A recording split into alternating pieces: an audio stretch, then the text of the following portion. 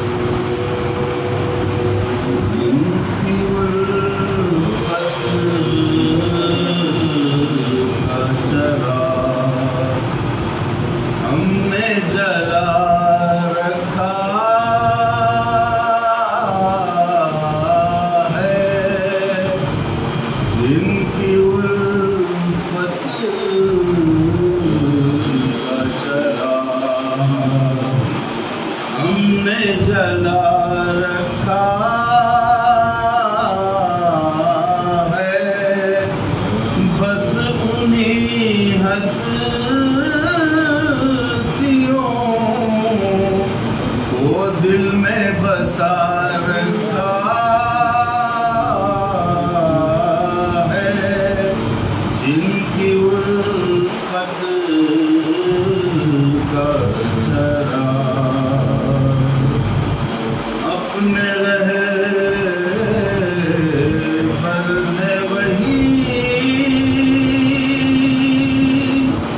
اور وہی اگتا کشا اپنے رہے بر ہے وہی، اور وہی اگتا کشا، جن کو خالق نے ولی اپنا بنا رکھا ہے، جن کی الفت کا چراغ مرتبے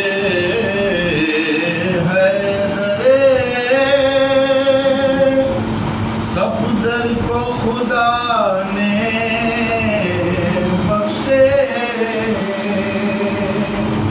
مرتبے حیدرے صفدر کو خدا نے بخشے، ہم پر الزام یہ ہے ہم نے بڑھا رکھا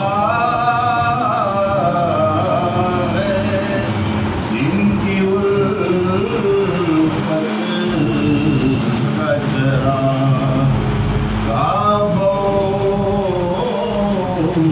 کرب و بلا یشرب بطحا و نجف،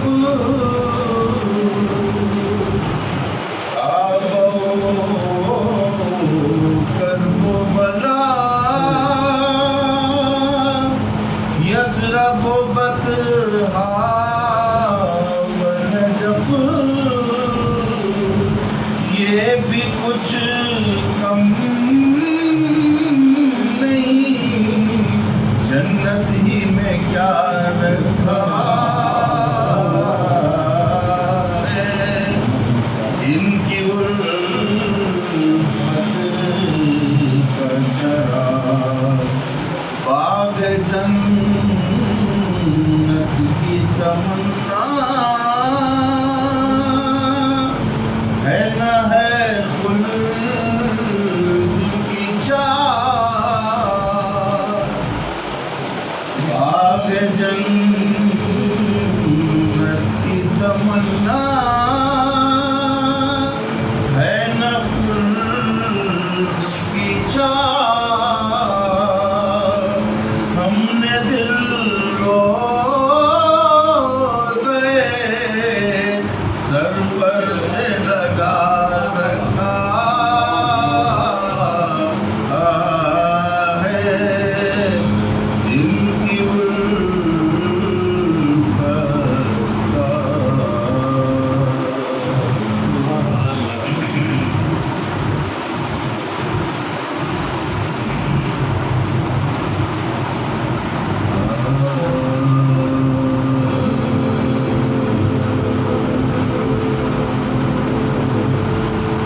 جب شام کے حاکم نے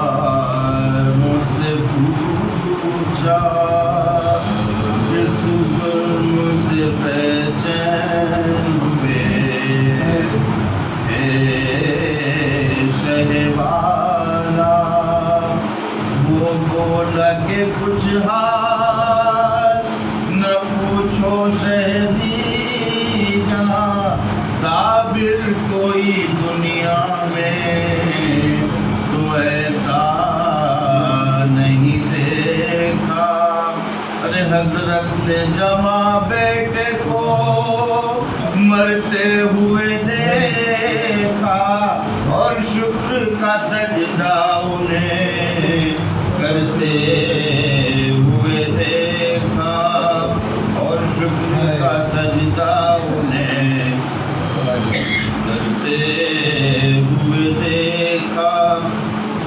انعام ہمیں دیجیے وہ کام کیا ہے پر زینب کھڑی تھی سامنے جب ذبح کیا ہے چوبیس بغیر پانی نہیں ان کو دیا ہے اور بارش سکینہ کا بدر چھین دیا ہے جو ہم سے لڑے قتل کے میدان میں پڑے ہیں باقی رہے سجاد رسن بستہ کھڑے ہیں باقی رہے سجاد رسن بستہ کھڑے ہیں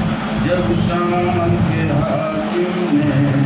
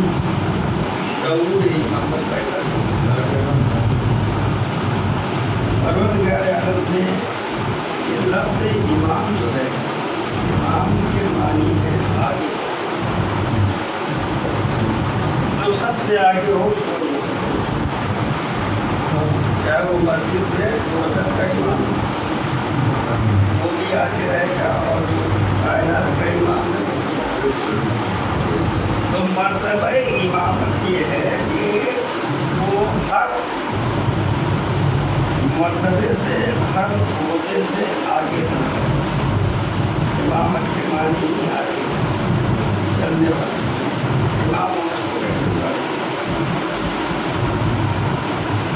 यहाँ का मसला ये होता है कि इमामत के लिए परवरदिगार आलम ने अवामुल नास के इज्तिमा पर इमामत को नहीं करनी, इनके मशवरे से किसी को इमाम नहीं बनाया। परवरदिगार आलम ने इमामत को देने के लिए उम्र की भी कोई कैद नहीं रखी कि इस उम्र का कोई इमाम होगा, इससे कम इमाम उम्र की भी कोई कैद नहीं, चाहे वो 6 साल के उम्र में हो तब भी इमाम है, और चाहे गहवाने में है तब भी। एक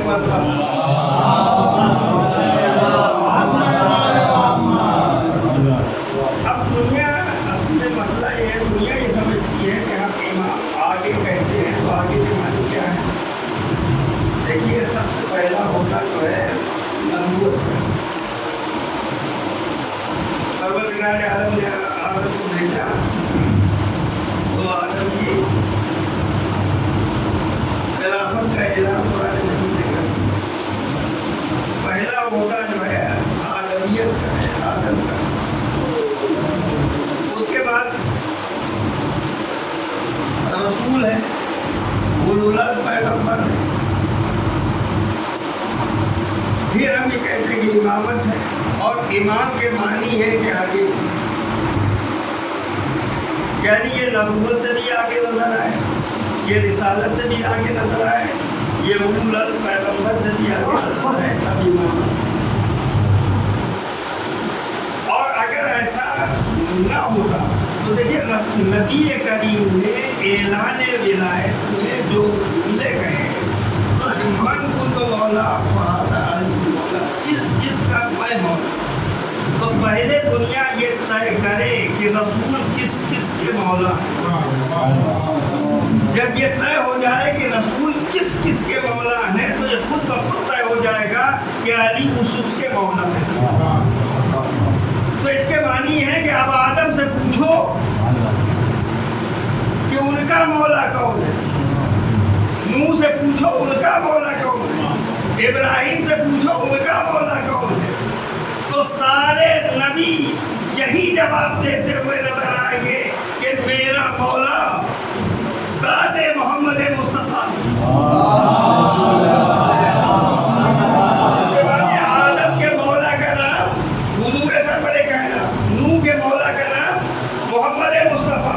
तो अब नबी ने ऐलान ही यही किया कि जिसका मैं मौला, तो अब मौला जो होगा वो अफजल होगा, चाहे वो आदम की मंजिल में हो, चाहे वो नूह की मंजिल में हो, चाहे वो इब्राहिम के मंजिल में हो, मौला जो होगा वो अफजल होगा। तो इसके मानी इतना तो तय हो गए कि अफजलुल मुरसलीन इसीलिए है कि हर एक के मौला रसूल इस्लाम, हर एक के मौला रसूल इस्लाम। अब दूसरा जुमला ये तय करता है कि अगर रसूल इस्लाम ये ऐलान कर रहे हैं कि जिसका मैं मौला हूँ उसके अली मौला है, उसके अली मौला है। तो इसके मानी जिसके नबी मौला या जो नबी को मौला मानता है वो मजबूरन अली को मौला मानने पर मजबूर है, क्योंकि जिसके अली मौला, जिसके नबी मौला उसके अली मौला है। तो अब अगर ये नबूवत से अफजल ओहदा न होता तो देखिए जनाब इब्राहिम खलील है,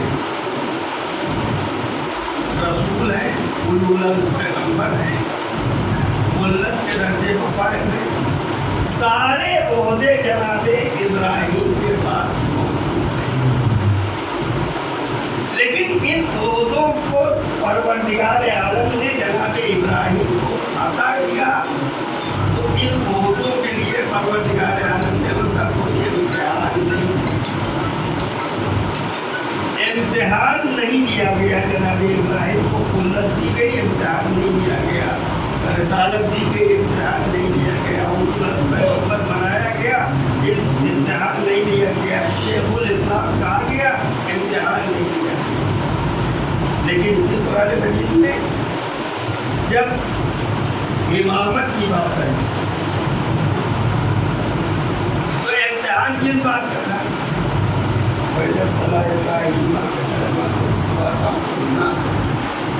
جب ہم نے کلمات سے امتحان لیا، آزمایا ابراہیم کو، وہ 100% کامیاب ہو گئے، 100% کامیاب ہو گئے۔ اس کے معنی جناب ابراہیم رسالت میں بھی 100% کامیاب، ولادت میں بھی 100% کامیاب، اور اولوالعزم پیغمبر ہونے کے ناطے بھی کامیاب ہے۔ جب 100% کامیابی جناب ابراہیم کو مل گئی اس ابتلا میں، اس امتحان میں جو آزمائش پروردگار عالم نے لی تھی، اور اس میں جب کامیاب ہو گئے تو پروردگار عالم نے اب اعلان کیا انی جاعلک للناس اماما، ہم نے آپ کو عوام الناس کا امام قرار دیا، عوام الناس کا امام قرار دیا۔ تو یہ امامت کب ملی؟ امامت کب ملی؟ امتحان کے بعد۔ امامت کب ملی؟ آزمائش کے بعد۔ امامت کب ملی؟ جب رسول ہیں، جب اولوالعزم پیغمبر ہیں، جب خلیل ہیں، لیکن اس کے بعد اب درجہ امامت پر جب پروردگار عالم فائز کر رہا ہے تو ایسے درجہ نہیں دے رہا، پہلے امتحان لے رہا ہے، اور امتحان کے بعد جب کامیاب ہوتے ہیں جناب ابراہیم تو پروردگار عالم اعلان کر رہا ہے کہ ہم نے عوام الناس کا تم کو امام قرار دیا، امام بنایا ہے۔ اور یاد رکھیے قرآن مجید کی اگلی آیت بتا رہی ہے کہ جب جناب ابراہیم کو یہ معجزہ سنا دیا گیا، یہ خوشخبری دے دی گئی کہ آپ عوام الناس کے امام قرار دیے گئے، بنائے گئے، تو جناب ابراہیم نے سوال کیا اعلیٰ من ذریتی، کیا یہ عہدہ میری ذریت میں بھی ملے گا؟ یعنی یہ عہدہ امامت جناب ابراہیم کو نبوت ملی، اپنی ذریت کے لیے نہیں مانگا، رسالت ملی ذریت کے لیے نہیں مانگا، خلت کا مرتبہ ملا ذریت کے لیے نہیں مانگا، لیکن جب امامت ملی فوراً سوال کر لیا پروردگار یہ عہدہ کیا میری ذریت میں بھی ہوگا؟ تو پروردگار عالم نے بھی جواب دیا لا ینال عہد الظالمین، یہ عہدہ ذریت میں ضرور جائے گا لیکن یہ عہدہ ان تک نہیں پہنچے گا جو ظالم ہے۔ اس کے معنی ہے کہ امامت کا عہدہ وہی پا سکتا ہے جو ظالم نہ ہو، جو ظلم نہ کرے۔ ایک مرتبہ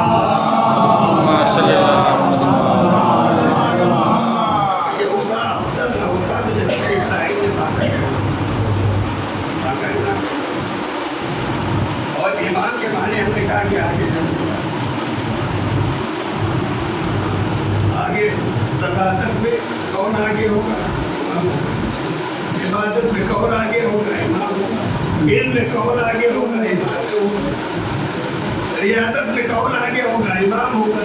اس کے معنی ہر چیز میں جو آگے ہو اس کو امام کہتے ہیں، اس کو امام کہتے ہیں۔ اور امام ہوتا ہی اس لیے ہے کہ اس کے نقش قدم کی پیروی کی جائے، چاہے وہ مسجد کے 2 رکعت نماز کے لیے امامت ہو، اگر امام سے پہلے ہم نے رکوع کر لیا، اگر امام سے پہلے ہم نے سجدہ ادا کر لیا، اگر امام سے پہلے ہم نے نماز ختم کر دی، تو یاد رکھیے یہ نماز بھی باطل ہوئی، یہ نماز باطل ہو گئی کیونکہ ہمارا عمل امام سے پہلے انجام پا گیا۔ تو اس کے معنی ہے کہ جب 2 رکعت کا امام جو عوام الناس کا بنایا ہوا امام ہے، جب اس کے عمل سے ہم پہلے عمل کرتے ہیں یعنی ہم اس کی پیروی نہیں کرتے تو اللہ اپنی عبادت قبول کرنے کے لیے تیار نہیں ہے کہ چاہے تم خضوع اور خضوع کے ساتھ سجدہ کیوں نہ کر رہے ہو، رکوع کیوں نہ کر رہے ہو، قرات کیوں نہ کر رہے ہو، لیکن اگر اتباع امام نہیں ہے، اتباع امام نہیں ہے تو تمہارا یہ عمل قابل قبول نہیں ہے۔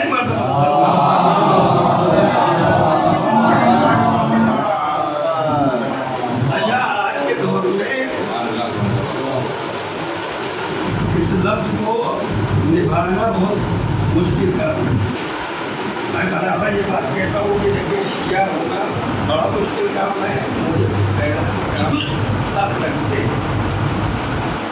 किया होने का हम नहीं रखते, हमारा अमल ऐसा नहीं हमारा किया। अब अपनी बात कर रहे हैं, तो अब आप याद रखिए कि ये जो इमाम है इस दौर में अगर पहचान हो जाता है, इंसान जाना जाता है कि कौन किसका फॉलोअर है, कौन किसके पीछे चलता है, कौन किसके नक्शे कदम की पैरवी करता है। तो पहचान किससे होती है कि जिसको वो अपना फॉलोअर मानता हो, जिसको वो अपना राइटर मानता हो, जिसको वो अपना हादी मानता हो, उसके अमल की पैरवी करने वाला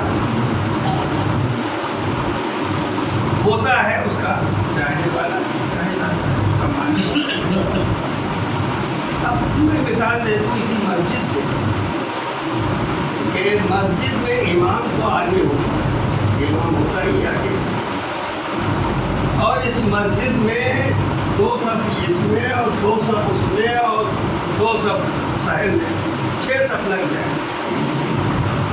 6 सफ लग जाए, यानी 6 सफों के पर्दे में इमाम हो। ये सफेद पर्दा बन जाए इमामत, भाई इमाम आगे है, मेहराब में है, मेहराब में जो इमाम खड़ा हुआ है, अब 6 सफों का पर्दा है, हम आए जमात में शामिल होने, हम आए जमात में शामिल होने के लिए कि हम जमात में शामिल हो जाए, नमाज हम पढ़ दें। हम 6 सफों के पर्दे को चीर कर हम नहीं देख पा रहे कि इमाम किस हालत में है, इमाम किस हालत में है, किस रुकन को वो अंजाम दे रहा है। तो हम जब बाद में आए तो हमने या अल्लाह का, या अल्लाह का, तो ये या अल्लाह जो कहा है, तो अब किस लिए कि हम जमात में शामिल होना चाहते हैं, हमको इमाम नजर नहीं आता, और हम जब जमात में शामिल होंगे तो किस आलम में, किस रुकन में शामिल होंगे, हालत रुकू में।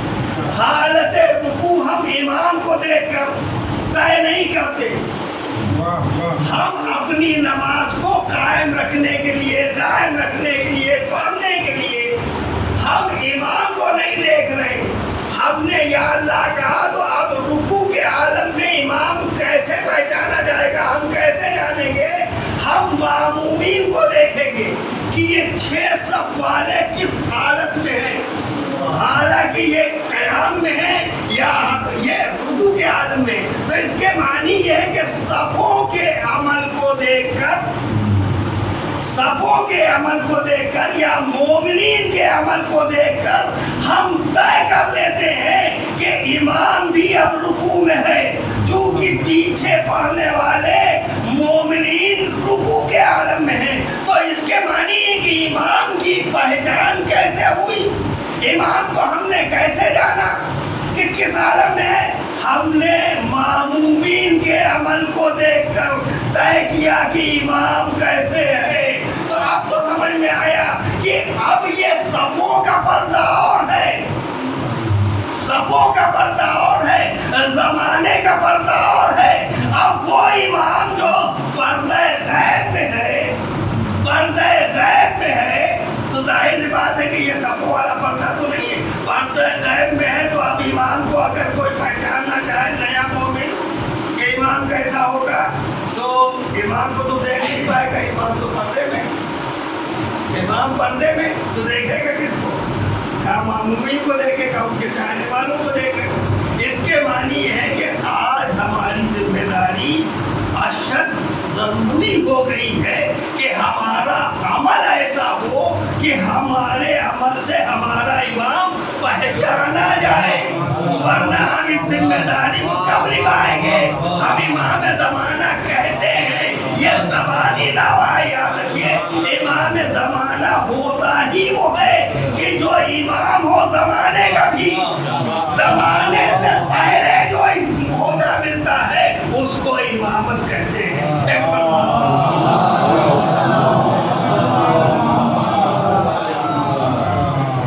इसीलिए परवरदिगार ने इमामत को अवामुन नास नमाज के दिन में पर नहीं रहता, हमारे इज्तिमा पर नहीं रहता, हमारे मशवरे पर नहीं रहता। और उनका नाम ये इमाम सबको मनसूस मिनल्लाह जो मनसब है उसको कहते हैं। इमाम अल्लाह की तरफ से मुंतखब किया हुआ होता है, अवाम का बनाया हुआ। ये और लोग होंगे तो ये कहते हैं कि इमाम पैदा होंगे,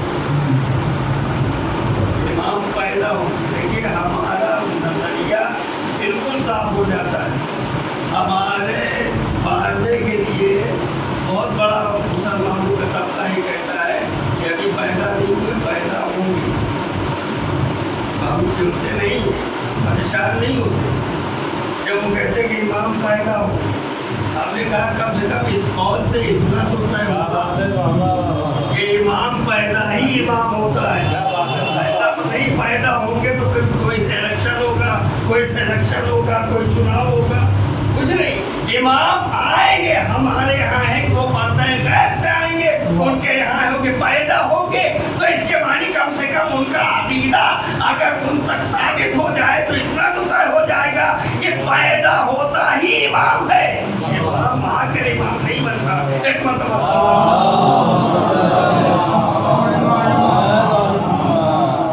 इमाम मोहम्मद तकी अलैहिस्सलाम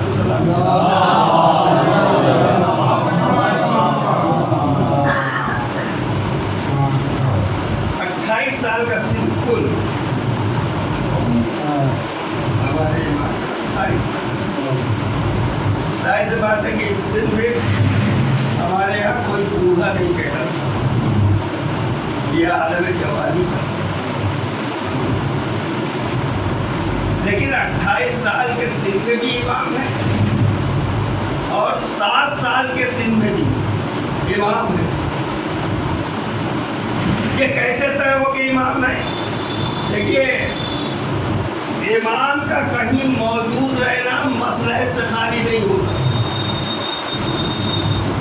गलियों में लोग बच्चे खेल रहे हैं, उन्हीं बच्चों के दरमियान में हमारे इमाम मोहम्मद तकी अलैहिस्सलाम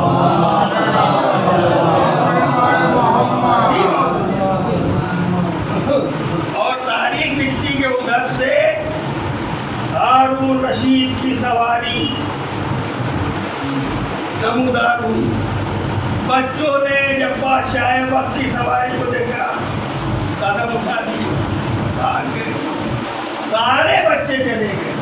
अब तारीख में जो जुमला लिखा है कि अगर कोई बच्चा मौजूद था, कोई बच्चा नहीं, कोई इमाम मोहम्मद तकी अलैहिस्सलाम सिन साहब अपनी जगह पर कायम है। ये मंजर देखकर खलीफा वक्त ने पूछ लिया कि सब बच्चे जब चले गए तो आप क्यों नहीं गए? तो इमाम ने जवाब दिया कि रास्ता इतना तंग नहीं था कि मेरे खड़े रहने से तेरी सवारी में। दूसरी चीज ये कि मैं तुझको जालिम नहीं समझता कि बिना किसी जुर्म के तू किसी पर जुर्म करेगा। इसके मानी इमाम का जवाब सुनकर उसको कुछ न कुछ तो अंदाजा हो गया कि और बच्चे और हैं, ये बच्चा कुछ और है। खुशखुशियत रखता है कि जिसने आंखों में आंखें डालकर इस तरह से सवाल और जवाब दिए। तो वो अब तारीख लिखती है कि चला गया शिकार खेलने जाना। बाज को उसने छोड़ा, बाज को छोड़ा। बाज हवा में परवास करते हुए एक मछली का बच्चा अपनी चोंच में दबा कर लाता है और बादशाह वक्त के हाथों पर रखता है। ये बादशाह वक्त ताज्जुब में पड़ जाता है कि ये बाज हवा में परवास कर रहा था, ये मछली का बच्चा कहाँ से लेके आ गया? वो حیرت کو دور کرنے کے لیے اب اس بچے کو مٹھی میں دبا کر چلتا ہے اور اسی مقام پر آتا ہے جہاں امام محمد تقی علیہ السلام کتنی دیر میں یہ واقعہ ہوا، کتنی دیر میں بادشاہ پلٹا، یہ تو تفسیر میں نہیں لکھا، لیکن امام وہیں موجود تھے۔ اب اس نے سوال کیا امام محمد تقی علیہ السلام سے کہ یہ بتائیے کہ میری مٹھی میں کیا ہے۔ دیکھیے وہ مٹھی میں مچھلی کا بچہ دبائے ہوئے ہے، امام سے سوال کر رہا ہے۔ یہ امام کے علم کا سوال نہیں ہے، اصل میں وہ اپنی جہالت کو دور کر رہا ہے۔ وہ یہ بتا رہا ہے کہ امام کا مرتبہ کیا ہے، کہا بتائیے کہ میری مٹھی میں کیا ہے۔ اچھا امام اگر کہہ دیتے کہ تیری مٹھی میں مچھلی کا بچہ ہے تب بھی تو بات صحیح ہوتی نا، بات تو صحیح ہوتی نا کہ مچھلی کا بچہ ہے جو تیرے مٹھی میں، بات صحیح ہو جاتی، اس کا سوال ختم ہو جاتا ہے۔ لیکن امام نے سیدھے نہیں بتایا کہ تیری مٹھی میں مچھلی کا بچہ ہے۔ امام نے کہا پروردگار عالم نے سمندروں کو خلق کیا اور سمندروں میں غبار پیدا ہوتا ہے، حدت پیدا ہوتی ہے، تو یہ حدت بھاپ میں تبدیل ہو کر آسمان کی طرف بلند ہوتی ہے، اور اسی کے سہارے پر مچھلی کے چھوٹے چھوٹے بچے اسی افراد کے ساتھ یہ فضا میں بلند ہوتے ہیں، اور بادشاہ وقت اپنے باز کو شکار پر چھوڑتا ہے، اور یہ شکار باز جو شکار کر کے لوٹتا ہے تو یہ مچھلی کا بچہ لا کر جب بادشاہ وقت کے ہاتھ پر رکھتا ہے تو بادشاہ وقت ہم جیسے عالموں کا امتحان لیا کرتے ہیں، ہم اماموں کا امتحان لیا کرتے ہیں۔ تو امام نے بتا دیا کہ اگر امام فوراً بتاتے تو بدیانت موجود تھا کہ اچانک ایک جملہ نکلا امام کی زبان سے اور وہ پورا ہو۔ ظاہر بات ہے جب یہ حیرت زدہ واقعہ اس کو پیش آیا تو اس نے طے کر لیا کہ ہر ظالم اپنی حکومت کو مضبوط کرنے کے لیے ہمیشہ کوشاں رہتا ہے کہ حق کو اپنے قبضے میں کیے رہے۔ تو اس نے سوچا کہ یہ امام ہیں، کمسن ہیں، ان کی شادی اپنی بیٹی ام الفضل سے اگر میں کر دوں تو یہ رشتہ بھی قائم ہو جائے گا، یہ ہماری حکومت بھی دوام حاصل کر لے گی۔ لہذا اس نے طے کیا کہ امام محمد تقی علیہ السلام سے وہ اپنی بیٹی ام الفضل کی شادی کرے گا۔ یہ بنی عباس کے لوگوں کو اچھا نہیں لگا کہ یہ مسئلہ جو ہے یہ امامت تک قائم ہو جائے گی، یہ منصب چلا جائے گا۔ تو لوگوں نے آ کے شکایت کی کہ حضور اپنے فیصلے پر نظر ثانی کریے، ایسا نہ کریے۔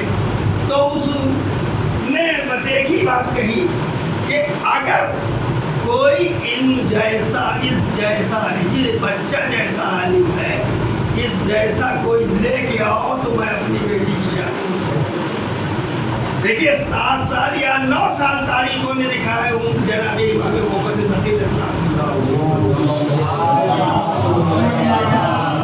ایسا کوئی بچہ لاؤ جو اس کے علم کے برابر ہی،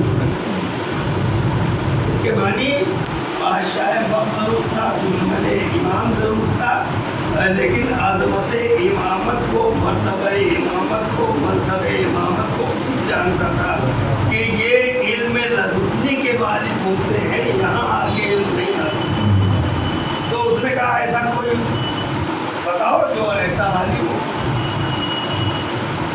نہ ہو تو مناظرہ کرا۔ مناظرہ طے ہو گیا۔ بنی عباس لوگ انہوں نے کہا کہ آسان طریقہ ہے کہ کسی سے مناظرہ کرا دیا جائے، اور امام معاذ اللہ زیر ہو جائیں گے تو ہماری بات بھی رہ جائے گی۔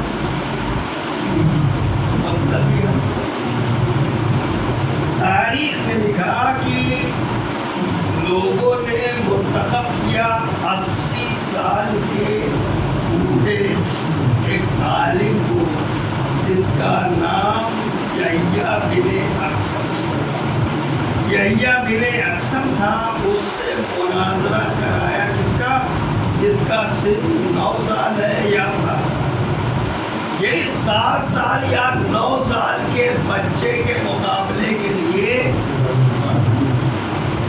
وقت کا جید عالم جو 80 سال کا پورا ہے اس کو بلایا گیا اور اس سے کہا گیا کہ آپ مناظرہ ان سے کریں۔ طے ہو گئی بات۔ اب تاریخ نے یہی لکھا کہ جب طے ہو گئی تو کرسی نشین لوگ بیٹھے ہوئے تھے، 700 علماء موجود تھے دربار میں، اور مسند بچھائی گئی تو بادشاہ بھی بیٹھا اور وہ یحییٰ بن اقسم آ کے بیٹھا، اس کے لیے بھی ایک جگہ مقرر کی گئی۔ اب امام آئے اور امام کو اس نے بادشاہ وقت نے کھڑے ہو کر تعظیم کی اور اپنے پاس بٹھایا، اور اب یہ بات طے ہوئی کہ اب مناظرہ شروع ہو۔ تو یحییٰ بن اقسم نے بادشاہ وقت سے کہا کیا اجازت ہے کہ میں ان سے کوئی سوال کروں؟ جیسے ہی اس نے بادشاہ وقت سے اجازت مانگی، بادشاہ نے فوراً جواب دیا کہ اتنی بھی تمیز نہیں ہے کہ جس سے سوال کرنا ہے اس سے اجازت مانگو۔ اس کے معنی پہلے ہی منزل پر وہ زیر ہونا شروع ہوا کہ پہلے ان سے اجازت مانگو۔ تو اب اس نے امام وقت سے کہا کیا اجازت ہے کہ میں آپ سے کچھ سوال کروں؟ تو تاریخ نے لکھا کہ جو لہجہ، جو لب و لہجہ مولا کائنات علی ابن ابی طالب کا ہوتا تھا، اسی لب و لہجے میں ہمارے 9 سال کے امام نے ارشاد فرمایا کہ جو چاہے سوال کرو، جو چاہے سوال کرو۔ یہ انداز ہی بتا رہا ہے کہ یہ وارث علم لدنی ہے، ان سے سوال سن کے اعتبار سے نہیں۔ تو اب تاریخ نے لکھا کہ یحییٰ بن اقسم نے سوچا کہ یہ 9 سال کے بچے ہیں، ہو سکتا ہے نماز کے احکام سے باقی کو، روزے کے احکام سے باقی کو، تو حج کے بارے میں شاید ان کو اتنا علم ہوگا۔ تو اس نے کہا کہ حضور یہ بتائیے کہ حالت احرام میں اگر کسی نے شکار کر لیا تو اس کا کفارہ کیا؟ اس کا کفارہ کیا ہو؟ امام نے جب یہ سوال سنا تو امام نے کہا کہ یحییٰ تیرا سوال ہی محمل ہے، محمل ہے سوال۔ اب تو وہ سوال کرنے والا بھی اپنی حیثیت کو پہچان گیا ہوگا کہ اس نے سوال تو بڑے سوچ بوجھ کے کیا تھا کہ امام کو حج کے ارکان کے بارے میں کیا پتہ ہوگا، اس کے بارے میں کیا جانتے ہوں گے۔ تو اس نے تو سوال کیا تھا کہ حالت احرام میں اگر کسی نے شکار کر لیا تو اس کا کفارہ کیا ہوگا۔ امام نے کہا تیرا سوال ہی محمل ہے۔ تو اس نے کہا فرزند رسول نے کیا سوال کیسے محمل؟ تو کہا تو نے یہ نہیں بتایا کہ شکار کرنے والا آزاد تھا یا غلام تھا۔ یہ جب تک طے نہیں ہوگا کفارہ نہیں طے ہوگا۔ تو نے یہ نہیں بتایا کہ شکار کرنے والے نے عمدن شکار کیا تھا یا صاحبہ شکار کیا تھا۔ تو نے یہ نہیں بتایا کہ شکار اس نے پہلی مرتبہ کیا تھا یا آخری مرتبہ کیا تھا۔ تو نے یہ نہیں بتایا کہ شکار ہل میں کیا گیا یا حرم میں کیا گیا۔ یعنی امام نے اسی کے سوال میں 16 شقیں پیدا کر کے بتایا کہ ہر شق کا کفارہ الگ ہے۔ اگر آزاد ہے تو اس کا کفارہ الگ ہے، غلام ہے تو اس کا کفارہ الگ ہے۔ تو اس کے معنی امام نے ایک سوال جو اس نے کیا تھا اس میں شقیں پیدا کر کے بتایا کہ امام دنیا میں حاصل کرنے کے لیے علم نہیں آتا، دنیا کو سکھانے کے لیے آتا۔ ایک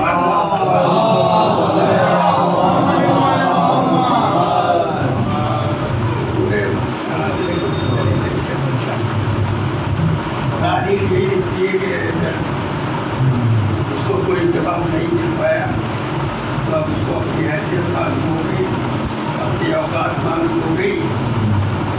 تو مامون نشید نے بھی ایک مرتبہ کہا کہ حضور آپ بھی اس سے کوئی سوال کریں،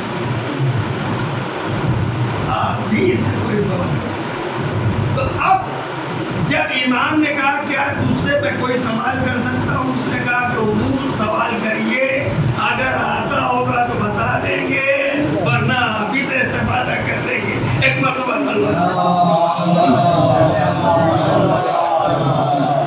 یہ ہے کہ شاہ امامت ہمارے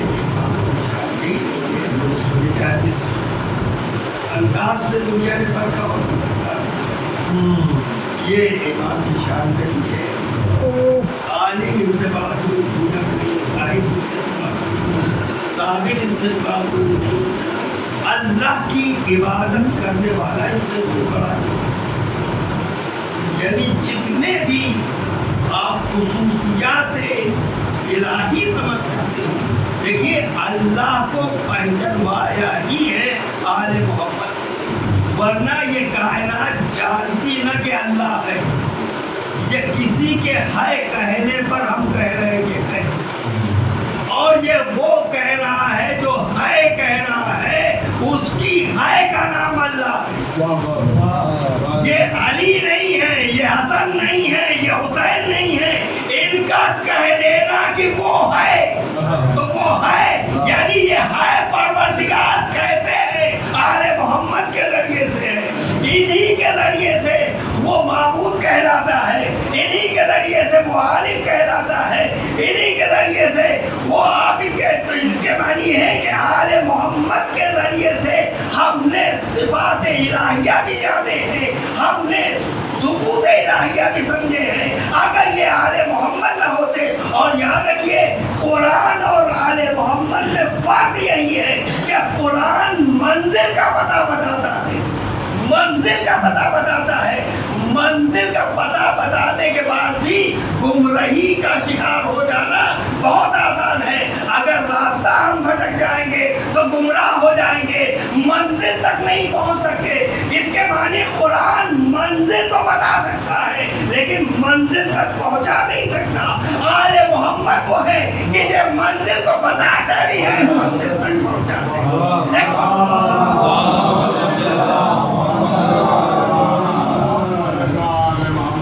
دنیا کے پاس کوئی چارہ نہیں تھا اس کے علاوہ کہ جب ان کی فضیلتوں کی برابری کو نہ کر پائے، جب ان کے مرتبے کو سمجھ نہیں پائے، ان تک نہیں پہنچ پائے، تو اب وہی ہوتا ہے کہ سوائے اس کے کہ اس ہستی کو دنیا سے مٹا دیا جائے، اس ہستی کو دنیا سے نابود کر دیا جائے کہ جو اس کی شکست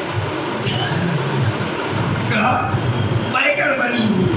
آل محمد سے کسی کی ذاتی کوئی دشمنی نہیں تھی، آل محمد نے کسی پر ظلم نہیں کیا تھا، آل محمد نے کسی کا حق غصب نہیں کیا تھا، لیکن اس کے بعد بھی اتنے ظلم، اتنے شرائط، اتنے مصائب سے آل محمد کیوں دو چار ہوئے؟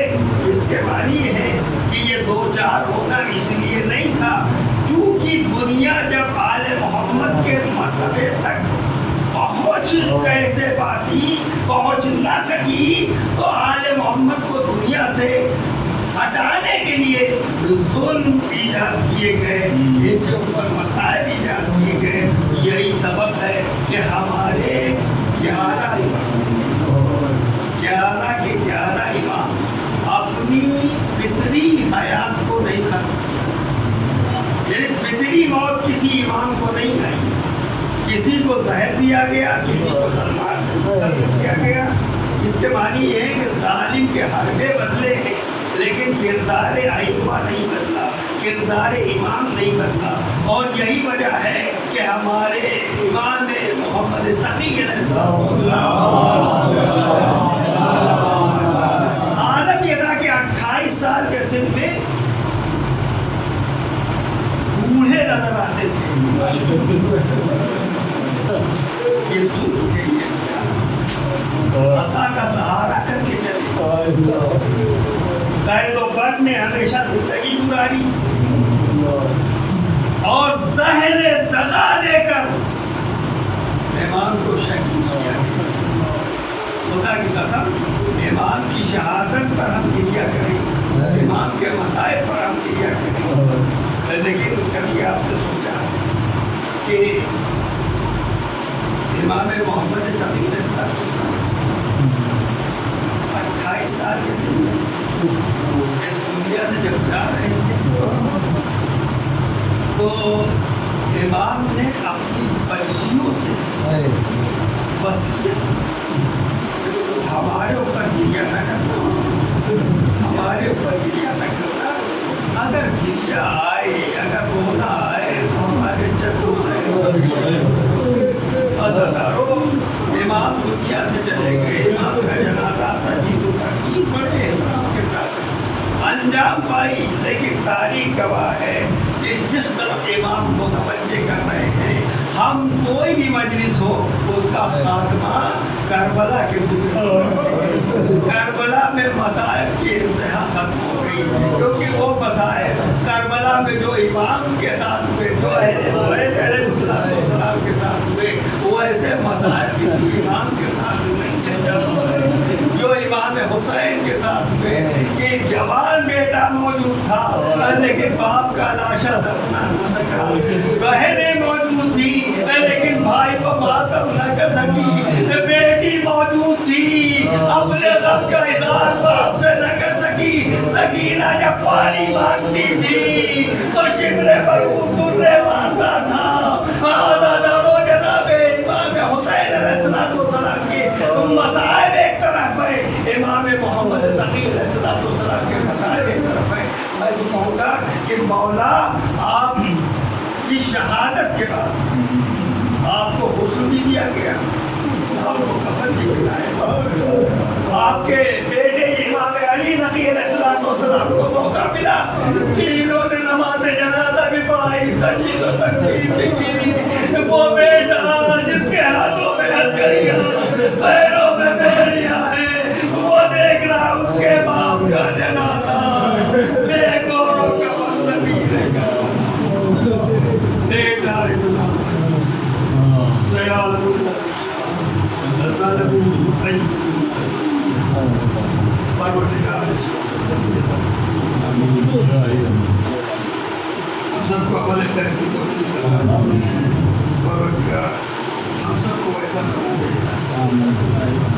پروردگار ہماری دعا خاص ایام ادا آنے والے ہم ایام ادا کا استقبال اور ایام ادا اس انداز سے انجام دے کہ جو حق ادا ہو سکے، پروردگار کو توفیق ہمیں عطا فرما، ہم اپنے ساری چیزیں بھول کر صرف اور صرف حسین علیہ السلام کے عزا کے لیے اپنے کو وقف کر دیں 2 مہینے 8 دن کے لیے، یہی ہماری توفیق میں اضافہ ہوگا، اور یہی توفیق اگر ہم کو مل جائے گی تو ہماری دنیا بھی سمجھ جائے گی، ہماری آخرت بھی سمجھ جائے گی۔ پروردگار اس امام کے طفیل نے ہم کو راہ مستقیم اور اہل بیت علیہ السلام کے کردار اور ان کے نقش قدم جہاں جہاں شیعہ حضرت کرنا ماتمدار حسین عزادار حسین ہے، ان کی جان مال عزت حفظ فرما، امام کا جنت فرما، اور ہم سب کو شامل فرما، آمین یا رب العالمین۔